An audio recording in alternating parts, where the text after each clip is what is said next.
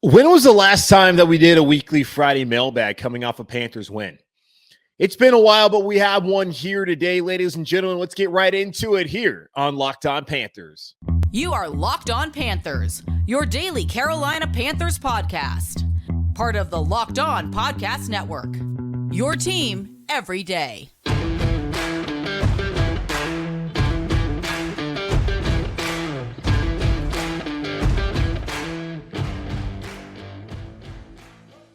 Welcome into another edition of the Locked On Panthers podcast, a part of the Locked On Podcast Network. I'm your host, as always, Julian Council, talking Carolina Panthers with you every Monday, Tuesday, Wednesday, Thursday, and Friday. Your team every day. That's our motto here on the Locked On Podcast Network. Make sure to watch the show and subscribe to our show over on the Locked On Panthers YouTube channel. You can also check us out wherever you listen to all your favorite podcasts. Just be sure to rate, review, and subscribe so you don't miss a single episode of the show.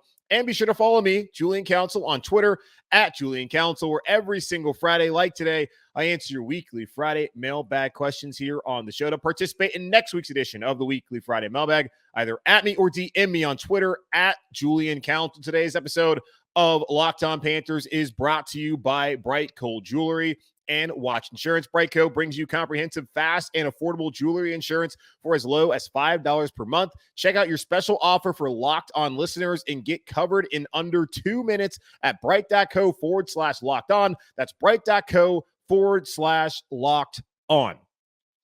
Before I get to my last thoughts ahead of the Panthers game against the Cardinals and your weekly Friday mailbag questions, let me first address the injury report as it pertains to Christian McCaffrey, who we know has missed a ton of games the last two seasons, having missed 23 of the 33 games of the Matt Rule era in the first 2 years. He's been healthy the first 3 weeks of the season, but coming off of the win against the Saints and back-to-back 100-yard rushing performances, apparently there's an issue with the McCaffrey's thigh. That came up on the injury report on Wednesday, where throughout the season, Matt Rule said he will not be an active participant. He will be out there, but he will not be practicing. When he showed up, not at practice again on Thursday and on the injury report, that's when the concern starts. Now, Thursdays are the media portion for the coordinators. So we hear from Phil Snow, we hear from Ben McAdoo, sometimes Chris Tabor. We do not hear from Matt Rule on Thursdays. Matt Rule's only media availability is Sunday after the game, Monday after the game, and then on Wednesday, other than Friday as well. So the next time we'll hear from Matt Rule will be on Friday, which is going to be after the show's out and, of course, after I've recorded it. So I don't have much to offer as far as whether McCaffrey's going to play or not. Maybe by the time you watch or listen to the show, you will know what his status is leading into Sunday. Obviously, this is concerning because a lot of the questions y'all are asking me on today's show is about the offense and about the inability of the offense, in particular Baker Mayfield, to find success through the passing game. The only thing that they've been able to do through the last 3 weeks and really the last 2 weeks is run the football with Christian McCaffrey. If Christian McCaffrey is not out there healthy, will they be able to get that production from Chuba Hubbard, who many of you wanted cut after he fumbled the opening kickoff against the Giants and then fumbled another ball where he was already down, but still y'all wanted Chuba gone. Then there's Deontay Foreman, who was brought in for situations like this. If McCaffrey went down, he's more of a downhill rusher. And we had heard about the Panthers wanting to be more of a downhill rushing attack this year, but then Matt Rule changed the offensive philosophy and said they want to be more of a passing team. Well, the passing game isn't working at this point in time. The only thing you knew they could do offensively was run the ball with McCaffrey. When you take that away, then what is the Carolina Panthers offense? If there was ever a week for Baker Mayfield to figure it out, it is Sunday against the Arizona Cardinals, a defense that has not been good so far this season. Like, looking at the defensive numbers for Arizona, the Cardinals are 31st in expected points added per play, and they're dead last in yards allowed per play at 6.7 yards allowed per play. This is the get-right game, hopefully, for the Carolina Panthers offense.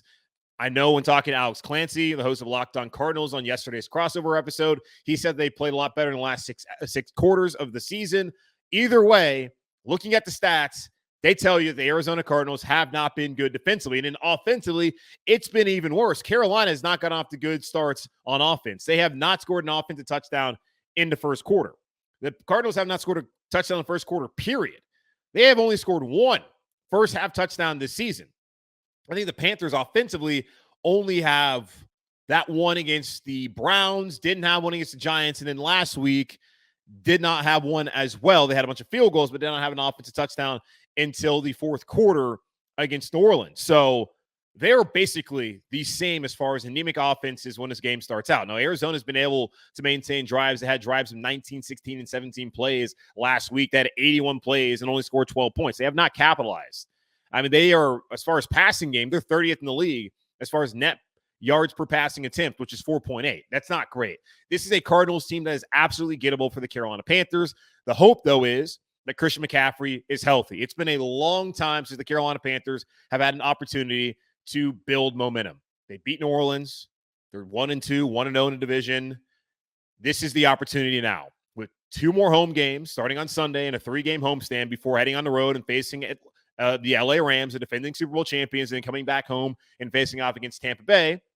You have an opportunity against a 1-2 Cardinals team that gets off to terrible starts like you on offense, that also has not been great defensively, and then against a 49ers team with Jimmy Garoppolo, who was not great by all accounts on Sunday Night Football. I didn't watch, but everything I've heard, he's been terrible, and people are saying that's why the 49ers traded all those picks to bring in Trey Lance, and of course, Trey Lance out for the season with that ankle injury, and now Jimmy G is the starting quarterback. 2 great opportunities against 2 1-2 teams that are currently gettable for the Carolina Panthers at home. The Panthers, if they want to be a playoff team, have to be able to hold serve at home. They did it last week, didn't do it week 1, came very close to doing it. Didn't steal one on the road against the Giants, so have to steal one later on this season against a team that might be perceived as better than them on the road because they're supposed to be a better team than the New York Giants. It all starts on Sunday against an Arizona Cardinals team that they have dominated. The Panthers were not a good team last year, but they went on the road, won that game. No Nuke Hopkins, no Kyler Murray. Didn't matter. The Panthers defense was dominant that day. Going back to 2020, they weren't a great team that year either, but they were able to get a win at home. 2019, when Kyle Allen made his first start, threw 3 touchdown passes, made the Cardinals look terrible. The Panthers ended up not being a great team that year. The last time the Panthers were actually really good and beat the Cardinals is when they beat the brakes off of them in the NFC title game back in 2015.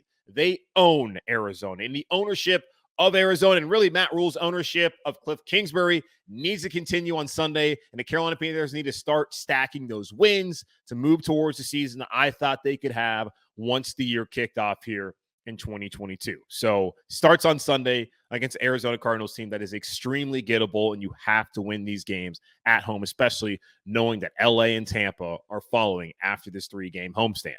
All right, so let me take a quick pause here. Then on the other side, come back, answer your weekly Friday mailbag questions where a lot of you are wondering what's wrong with Baker, what's wrong with the offense, and who do we blame after 3 weeks into the season. We'll get into that here in just a moment on Locked On Panthers. These guys at BriteCo are geniuses, and I just don't throw that word out there lightly. They have made buying insurance for your engagement ring, your watch, or whatever so friggin' easy. You can get it covered in 2 minutes right here on your cell phone. You won't find a better deal on great coverage that's super affordable. Brite.co/locked on. That's where you need to go. If you hate insurance, BriteCo, these are the guys for you. Again, it's $5 a month to get totally comprehensive coverage, and it won't take you more than 2 minutes right here on your smartphone. So once again, check out BriteCo at brite.co/locked on. All right, let's get to it. The weekly Friday mailbag here on Locked On Panthers. Again, follow me on Twitter at Julian Council, where next week you can at me or DM me, get those questions in by Thursday afternoon. That's typically when I record, and I will give you my final thoughts on that game, which will be the 49ers game, and then get to your questions here on the show. So at me or DM me on Twitter at Julian Council. A lot of you were asking about the offense this week. So most of the questions in this segment are all going to focus on that. And I honestly got I got someone, Sam, who's asking me who's more to blame for the Panthers' lack of offensive production through the first 3 weeks, Baker or the O-line? I'm not blaming the O-line. The big question here is, what is going on with Baker? Who do we blame? That's what a lot of y'all want to know. So Sam was asking that, and a lot of you coming up right here are basically asking the same question. I'll try to answer it truthfully and honestly, but also some of the questions you asked are a little bit different. So here we go. Starting off with Eric, who has been a Panthers fan since 97, started following the show this summer and really likes the content. Thank you, Eric. And says it's hard to find good Panthers talk in Central California. That is not surprising at all. Now, here's Eric's take on the Panthers offense. He says, my take on the offense is Baker's lack of familiarity with the team, and I think this offense's blocking scheme doesn't fit him. He needs throwing lanes like Breeze had with the Saints, and our blocking scheme is designed for guys like Eli Manning. To your point about DJ not getting the ball, I don't think Baker can see him. If McAdoo can start creating throwing lanes for number 6, I think we'll see what we all hope for when they finally made the trade. What do you think? Yeah, there's been plenty of people out there that have questioned whether Baker Mayfield fits the scheme that Ben McAdoo is running here. I've heard more people think that Sam Darnold, especially when you bring up the height aspect of it, fits the scheme. I don't know necessarily if it's a scheme thing that is leading to, I think, a lot of the batted balls, which I think is something that you didn't bring up, but you really did bring up. Since Baker entered the league back in 2018, he's led the league in having batted down passes at the line of scrimmage. He leads the league currently at 7. I think Derek Carr is the next with 4. That's just a product of being a smaller quarterback and having smart defensive coordinators try to keep him in the pocket, and then teaching your defensive linemen and your edge rushers, whenever they try to get to the quarterback. If you can't get there, one of the things you're taught is get your hands up. If you get your hands up, you can possibly knock down the ball, which we've seen through the first 2 weeks of the season with Baker. That's going to happen. Certainly, Ben McAdoo has to find a way for his system, his scheme to fit the quarterback that's playing in it. So if creating throwing lanes is going to make it easier for Baker to not have these issues, then Ben McAdoo needs to find a way for that to happen. Is it on Baker? Is it on McAdoo? Both of them, of course, can improve when the offense has been really bad. Like, let's go back to the numbers right now. As far as the Panthers offense, they have the 3rd worst passing offense in the league, only ahead of the Chicago Bears, who somehow are 2-1, and so are the New York Giants, who beat these exact same Carolina Panthers. They are averaging 161.3 yards per game passing.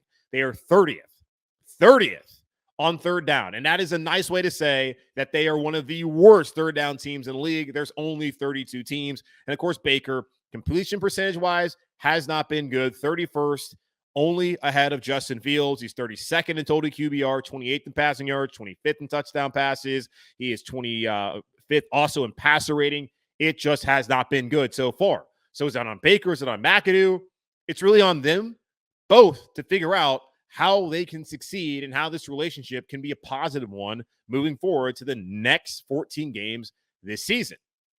Now, we got Harvey, who's asking another question about Baker, saying first is the offensive ineptitude all on Baker or bad play design and concepts. I basically just answered that. And he said, second, if you were the GM, what would you do to fix this offense to be able to compete in the league and bring us back to respectability? Well, if I was Scott Fitterer, it's okay. So really the questions I think we're asking right now is, Baker has not looked good for the first 3 weeks. Is he ever going to look good? Or are you going to be able to find an answer whether Baker is the actual guy here at quarterback? Because coming in, the expectation was that Baker would be better than Sam. I still think that would be the case. Even though Sam looked better for the first 3 weeks of the season last year, then he fell apart. Maybe Baker will look bad for the first 3 weeks, and then it'll be the inverse, and then he looks great the rest of the way. I still think he's a better quarterback. And he also does not turn the ball over. He has not turned the ball over as much as Sam has. Well, Sam hadn't turned over that much, but either way, he's taking care of the football, which is important. He's had his issues just like Sam, but he's taking care of the football to this point in time. And maybe there might have been opportunities where he could have been picked off. Either way, he's taking care of the football through the first 3 weeks of the season, just like Sam Darnold did. Will that carry over? Fingers crossed. Hopefully that happens. But really, the Panthers have not been able to find a quarterback. Like, the best quarterback play they've gotten since Matt Rule got here was from Teddy Bridgewater. Looking at Baker's first 3 weeks, looking at Sam last year, Cam, PJ, the best they got so far during the 3 years of Matt Rule has been out of Teddy Bridgewater. If I'm the GM, how do I fix this offense? Well, I go get like Josh Allen. I go get Lamar Jackson. I go get Patrick Mahomes. I get one of those types of quarterbacks. But it's not that easy. If it were that simple, the Carolina Panthers and every team in the league would have a game-changing quarterback. So they've at least tried. I don't think that they've been patient enough, like with Bridgewater, where they're like, all right, Teddy didn't work, let's go get Sam, as if that was going to be an overnight fix. And then now they had to do something. That's why Baker's here. I don't have much faith that Matt Corral is going to be better, considering just what the NFL thought of him. And he's small like Baker too. Might he have the same sort of issues? We'll see how it pans out. But really, if I want to bring back this team to respectability, I think they have a great running back in McCaffrey when he's healthy. I think they have good enough receivers. The O-line, average, but a lot better than they've been. I would go get a quarterback. But it's not that easy. All right, now to Robert. Is the lack of production from DJ a product of him not getting separation or Baker not seeing him? When he did have separation last week, he had 2 big catches. Does Bake need to force a connection more? I hesitate to bring up scheme, but I suppose that it has something to do with it. Yeah, I mean, the scheme thing, I'm not going to sit here and act like I know all the X's and O's in football. I talk more about narratives, and I try to read as much and learn as much and talk to as many people as I can to gain a better understanding, so then I can come up here and try and educate and inform you guys as well. But going off of just the whole DJ of it all, Joe Person from The Athletic wrote this in an article a couple weeks ago, or a couple days ago, when asking about, or trying to figure out what's going on offensively with the passing game, saying that DJ Morris had troubles creating space. He had his 2.3 yards average in separation from defenders is tied for 20th lowest average in the league, according to NFL Next Gen stats. He didn't have 2 big catches last week, by the way. He had one reception for 2 yards on 6 targets. There were 2 separate occasions where he was open and Baker overthrew him or underthrew him, just missed him. Baker's got to be able to hit on those throws. So is he not seeing him? I don't think he's not seeing him, because 6 targets, not as many as you like to see, but surely he should have been able to catch 2 or 3 of those targets, but just bad balls from Baker. And then going off of bad balls from Baker, Baker's ranked dead last in the league right now on targets, on target throws. Out of the 32 qualified quarterbacks, according to Pro Football Reference, he's 30th in bad throw percentage. So again, last in on-target throws of the 32 qualified quarterbacks, according to Pro Football Reference, and 30th in bad throw percentage. Baker has to be better, absolutely, for then DJ to have the kind of season that we expected and hoped that he would have. All right, so we got Kevin, another Baker question. So Baker's not exactly setting the world on fire, but in his defense, McAdoo said it takes 2 years to really master this offense. How much of the responsibility for the offense's anemic performance, the missed assignments, and blown routes are attributed to the complexity of McAdoo's scheme in your estimation? Here's the thing. McAdoo doesn't have 2 years. Baker doesn't have 2 years. They have basically like 2 or 3 weeks to figure this out.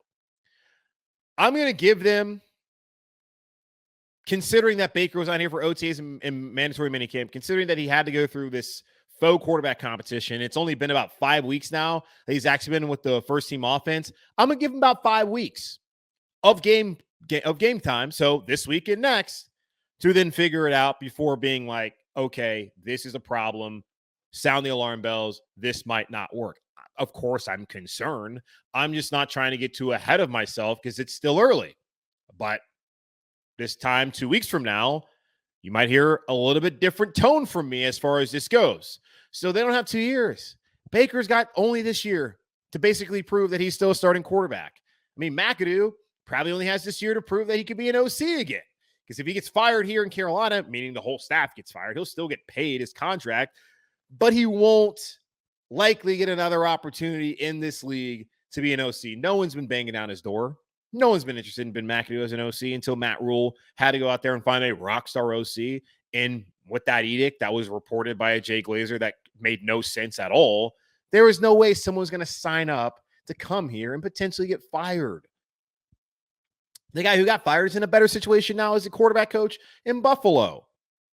So I don't know what it is and how much time it's going to take, but they need to figure it out quick. Because if Baker doesn't figure it out, I don't know what they're going to do, whether they're going to bring Sam back or not. That's going to basically tank the entire season. When special teams playing at a high level, defense is playing at a high level, Christian's running the ball well, hopefully he's going to be healthy. They got to figure it out ASAP, man. All right, Brian, before we take a pause. All wins are good wins, but Sunday's win was despite a pretty poor offensive performance. Carolina has more than enough offensive talent to be a top-scoring team. I don't know if I'm going to go that far.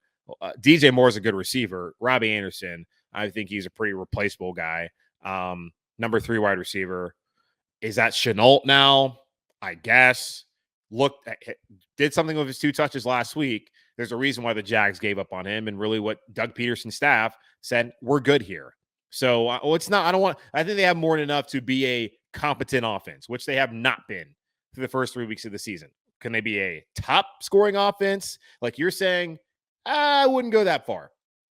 But here, to finish out what he's saying, he said that the play calling seems to be stagnant and unimaginative. Is that an OC problem? We're still lingering growing pains. How can they become dynamic offense they have the potential to become? Hopefully by Sunday versus the Cards. Yes, hopefully that happens. It's just going to come down to continuity and just taking time. It takes time, man. We got this offense in the oven. We got it set to 425. I guess if we've been waiting for the preheat, hopefully we can get it in there. We can bake it real quick, and it'll come out fresh, hot, and looking good. And smelling good, too, I guess, for the baking reference. I don't know, man. It's growing pains. It's just you only have 5 weeks together. They didn't have the whole offseason. And the unfortunate thing is we just don't have the benefit. And we have the benefit of nuance, which I just provided. We just don't have the benefit of time. Like, we are running out of time here in Carolina to see this offense turn it around. Like, there's still 14 weeks, but you cannot get too far behind. Like, they can't be bad in the next 2 weeks and be 1-4 and think they're going to turn things around. Like, they got to figure. All right, let me get to the rest of your questions here. Let's go to Ryan, who is from the Arboretum Chick-fil-A, which that's the Chick-fil-A I grew up with. I love Chick-fil-A. I am a Chick-fil-A signature member. That means I spend way too much money. Looking at my currently my Chick-fil-A One account, doesn't look like I'm going to be a signature member next year. Did not spend enough money. There's still time. It's only September, almost October. Still have 3 months this year to figure it out and go spend a couple $1,000s at Chick-fil-A. I'm not going to do that. I hope. God, man, I really hope, because I love Chick-fil-A, basically addicted to it. Go like 3 or 4 times a week. Like, yeah, it's that bad. But Ryan, from what I will always call my home Chick-fil-A, even though my home Chick-fil-A now is the one over in Cotswold on Randolph, that is just a complete nightmare and quite possibly the worst Chick-fil-A I've ever been to. Moving on, though, Ryan says, I see a lot of blame on Rule, but do you feel Scott Fitterer isn't getting enough heat? He brought in Darnold, which turned out to be a bust when we could have had Mac Jones that year, and brought in Mayfield, which is turning out to be another bust so far. And his extra question, I think you mentioned you have a job at NASCAR. What do you do for them? Work at the Motor Racing Network, also known as MRN. We are the main radio broadcast for NASCAR on the radio.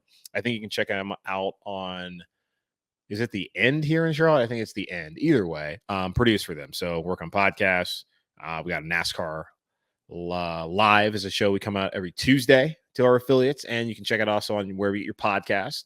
And I also sometimes put on a headset on the weekends and run the whole broadcast. So yeah, that's what I do for MRN and NASCAR. But as far as your question, I think it's fair to question the trades. Like Scott Fitterer said, we're going to try and protect these picks. And basically, he's thrown away the picks. Like C.J. Henderson, I don't think we've seen enough at all to justify giving up that third-round pick to get him. The same thing, Darnold was always a bad decision. The second, fourth, and sixth that they gave up for him, like he's not good. He wasn't good. Baker, they didn't give up nearly enough. It was a fifth-round conditional. It'll end up being a fourth-round pick.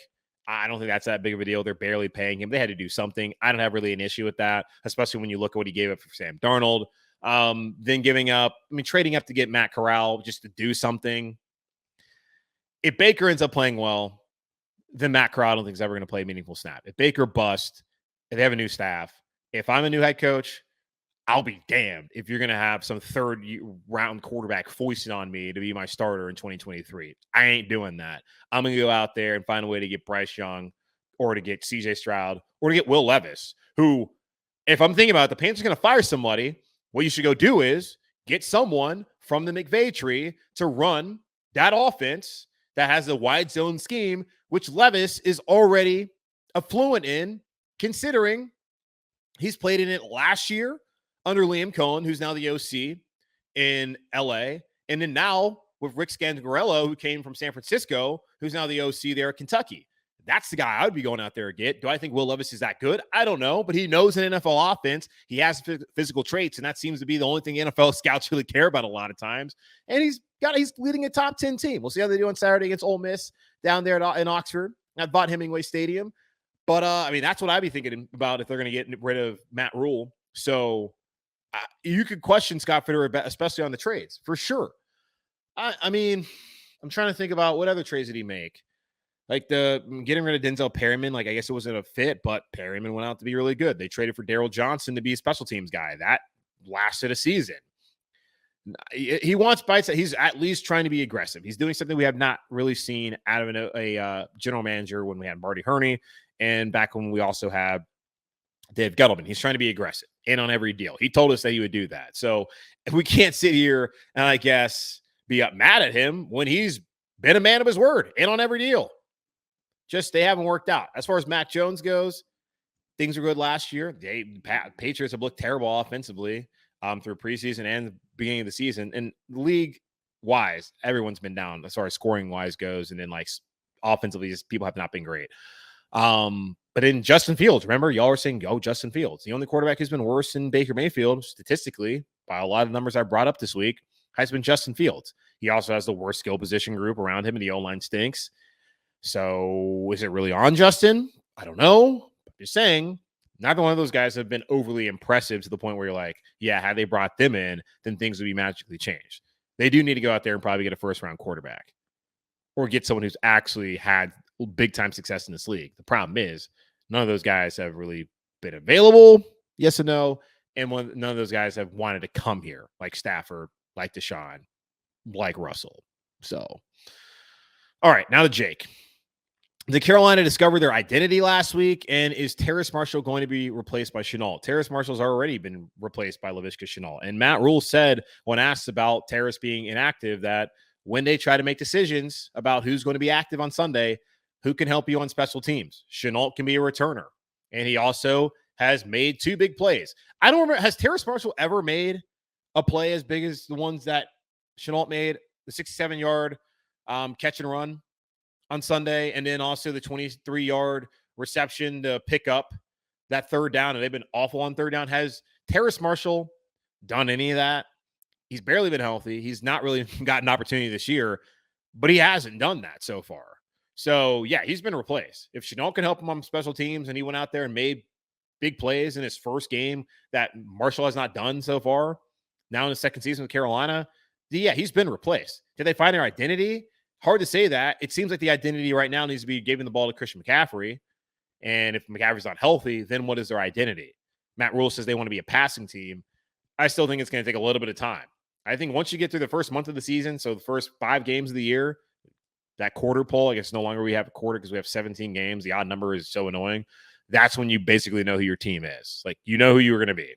And you have to basically accept that. Maybe even through 6-7 weeks of the season, you know who your team is. When you still have 10 games left to go, like, you're going to start figuring out who they are real quick. And Matt Rule figured out at some point last year that we cannot throw the football. We cannot protect. We need to run the ball.